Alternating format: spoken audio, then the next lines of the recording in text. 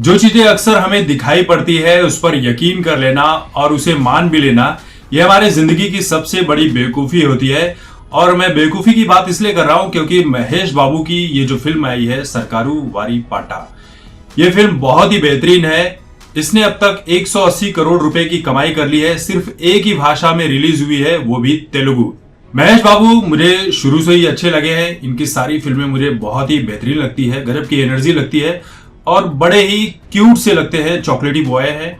और इनका जो अंदाज है डायलॉग्स वगैरह बोलने का, ये मुझे हमेशा ही अच्छा लगा है। और साउथ की फिल्में तो बेहतरीन बनती ही है, लेकिन बॉलीवुड की पेड मीडिया जो है वो महेश बाबू की इस फिल्म को बकवास बता रही है। बकवास इसलिए बता रही है क्योंकि जब मुंह में पैसे ठूंस दिए जाते हैं ना, तो आप उस फिल्म को बकवास ही बताओगे। वो फिल्म भले ही कितनी अच्छी क्यों ना हो, कितने ही अच्छे विषय पर क्यों ना बनी हो, तो उन बातों का फर्क नहीं पड़ता है। एक ही भाषा में रिलीज हुई है, सुपर डुपर हिट हो गई है हफ्ते भर में, जबकि इसके सामने बॉलीवुड की बहुत सारी फिल्में आई, वो फ्लॉप हो गई है। तो फिल्म की कहानी कुछ ऐसी है कि मही नाम का एक लड़का है, मही यानी महेश बाबू। इनके माता पिता ने बैंक से लोन लिया था और लोन ना चुका पाने के कारण वो आत्महत्या कर लेते। मही अब बड़ा हो चुका है, मायामी में रहता है, पैसे के लेन देन का व्यापार भी करता है। इसी दौरान उसकी मुलाकात जो है, यानी महेश बाबू की जो मुलाकात है, वो कलावती नाम की एक लड़की से हो जाती है। कलावती जो है वो बिल्कुल ही देसी अवतार में मही को मिलती है। वो उससे तकरीबन 8 लाख रुपए उधार लेती है। लेकिन एक दिन मही देखता है कि कलावती जो है वो शराब पी रही है, जुआ खेल रही है, और ये बात उसे बहुत ज्यादा बुरी लगती है कि उसने उससे 8 लाख रुपए उधार लिए और ये सब काम कर रही है।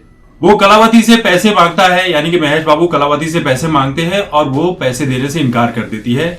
और महेश बाबू वाइजैक चले आते हैं और कलावती के पिता से उस पैसे की डिमांड करते हैं। मायामी से विशाखापट्टनम आने के रास्ते में कुछ तो ऐसा होता है और जो महेश बाबू है वो कलावती के पिता से 10,000 करोड़ रुपए की डिमांड करें। इस बदलाव के पीछे की जो कहानी है वो मही के बचपन से जुड़ी हुई है, जो आप फिल्म में देखेंगे तो आपको पता चल रहा है। हंसी और खेल में, प्यार मोहब्बत में इस फिल्म की कहानी को, जो फिल्म की कहानी बड़े ही गंभीर मुद्दे पर बनी हुई है, इसे बड़े ही आसान भाषा में समझाने की पूरी कोशिश की गई है, जो समझ में भी आती है। आपने देखा होगा कि बड़े बड़े बिजनेसमैन बैंकों से जब लोन लेते हैं, उधार लेते हैं, तो वो बैंकों को उधार लौटाना नहीं चाहते हैं। इसके बदले में वो हर जी तोड़ कोशिश करते हैं कि बैंकों को पैसा जो उन्होंने लिया है वो लौटा ना सके। और आपने देखा ही होगा हमारे देश में विजय माल्या, नीरव मोदी जैसे लोग किस तरह से देश छोड़कर बाहर भाग जाते हैं। बैंक इनका कुछ उखाड़ तक नहीं पाती है, ना ही सरकारें कुछ बिगाड़ पाती है।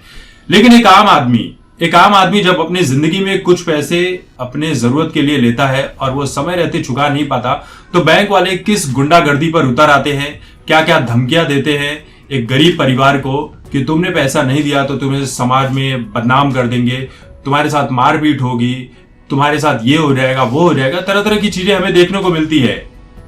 देखिए, इस फिल्म का जो फर्स्ट हाफ है काफी स्लो है।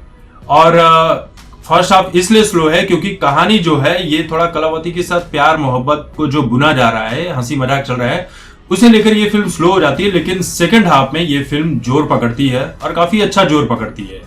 फिल्म की कहानी काफी दमदार है, लेकिन बहुत सारे लोग खुश नजर नहीं आ रहे हैं। और खुश नजर ना आने की एक ही वजह है कि भाई महेश बाबू इस वक्त चर्चा में बने हुए हैं कि उन्होंने जो बयान दिया था कि बॉलीवुड उन्हें अफोर्ड नहीं कर सकता है, इसलिए जो ऑडियंस है, बॉलीवुड को पसंद करने वाली ऑडियंस है, वही इसकी बुराई करिए। बाकी जो महेश बाबू के फैंस हैं वो तेलुगु सिनेमा को पसंद करते हैं, महेश बाबू के कट्टर वाले फैंस हैं और वो फिल्मों की तारीफ कर रहे हैं और उन्होंने फिल्मों को देखा भी है।